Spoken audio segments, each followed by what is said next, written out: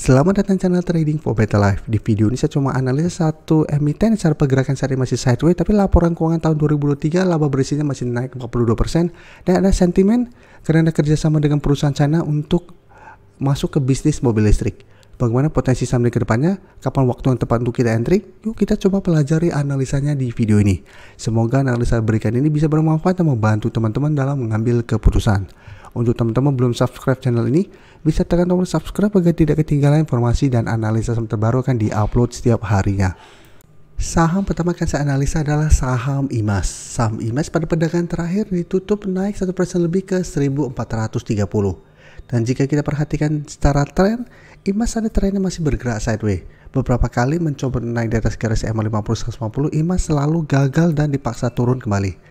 Dan saat ini bisa kita lihat IMAS masih kuat berada di atas support 1400. Jadi beberapa kali juga IMAS mencoba turun bawah 1400 masih bisa bertahan dari rebound kembali. Jadi untuk tren jangka pendek saat ini IMAS masih sideways.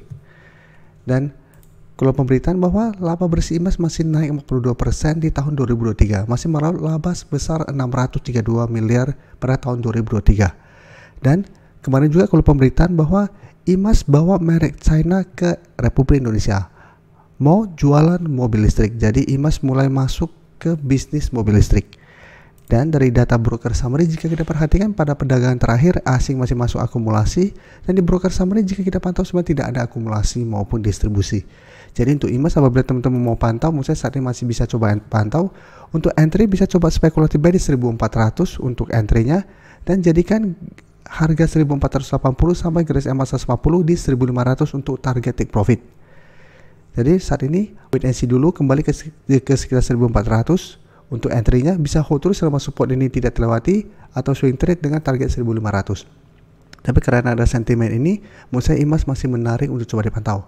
Apabila minggu ini IMAS berhasil naik di atas garis EMA 50 dan mulai ada akumulasi, saya lihat ke depannya IMAS masih ada potensi untuk break 1500 dan mulai uptrend kembali. Selanjutnya saya akan coba analisa saudaranya IMAS yaitu IMJS. Bisa kita lihat cara pergerakan IMJS juga hampir mirip pergerakannya dengan IMAS. Sebelumnya mencoba naik di atas garis EMA 50 dan break garis EMA 150 ternyata masih gagal. Dan pada perdagangan terakhir IMJS masih turun 1% lebih ke 270.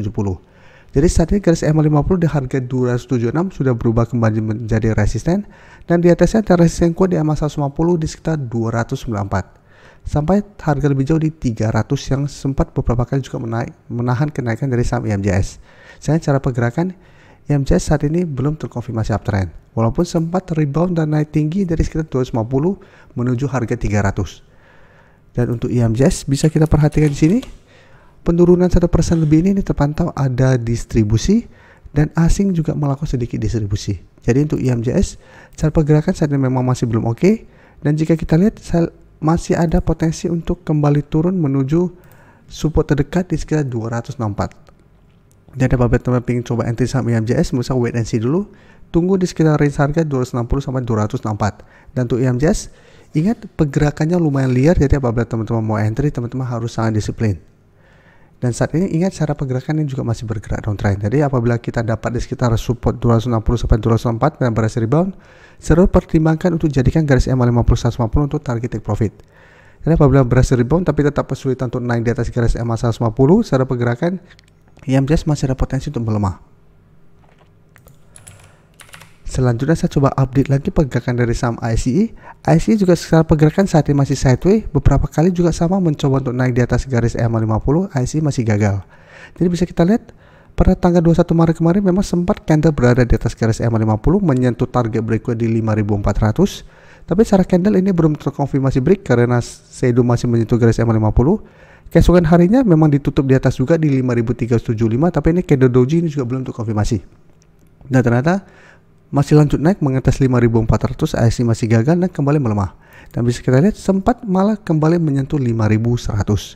5100 jika kita lihat merupakan resisten yang sangat kuat untuk ICE dalam beberapa bulan terakhir, dan di bawahnya masih ada support psikologis di 5000. Jadi secara pergerakan saat ini ICE masih sideways, dan pada perdagangan terakhir masih naik hampir 2% ke 5275 dengan candle lumayan solid, dan sempat bisa kita lihat ada shadow ke atas di atas garis EMA 50. Jadi pada perdagangan terakhir sempat mencoba untuk melewati 5.300, tapi pada saat penutupan berada tepat di garis EMA 50. Dan jika kita perhatikan tuh ASI asing dalam 1 minggu terakhir terpantau sudah mulai masuk, walaupun pada tanggal 4 April kemarin keluar dengan jumlah lumayan besar. Dan di broker summary bisa kita lihat ini mulai ada akumulasi dengan jumlah lumayan besar. Dari ASI, cara tren saat ini memang masih sideways tapi menarik untuk dipantau apabila ASI berhasil break garis EMA 50. Apabila berhasil break, cara pergerakan ASI akan mulai membaik, sudah terkonfirmasi tidak downtrend dengan target terdekat di 5.400 sampai 5.500. Dan untuk ASI saat ini banyak investor atau trader yang menunggu sentimen dividennya. Berapa dividen akan dibagikan?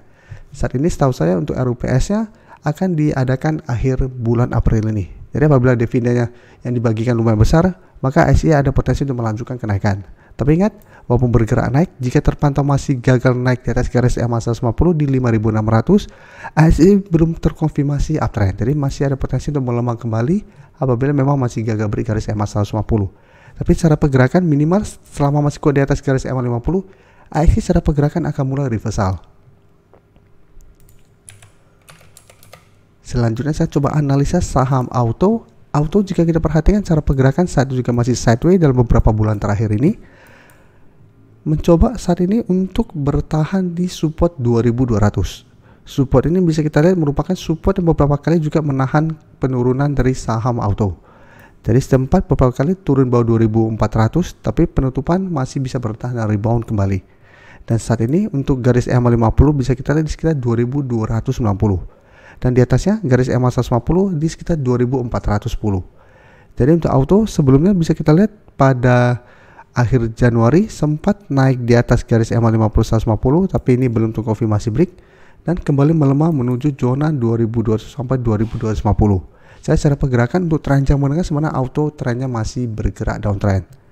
Dan untuk auto bisa kita perhatikan di sini asing pada perdagangan terakhir masih masuk akumulasi setelah sebelumnya terus distribusi, tapi pada kenaikan hari Jumat kemarin ini terpantau masih ada distribusi.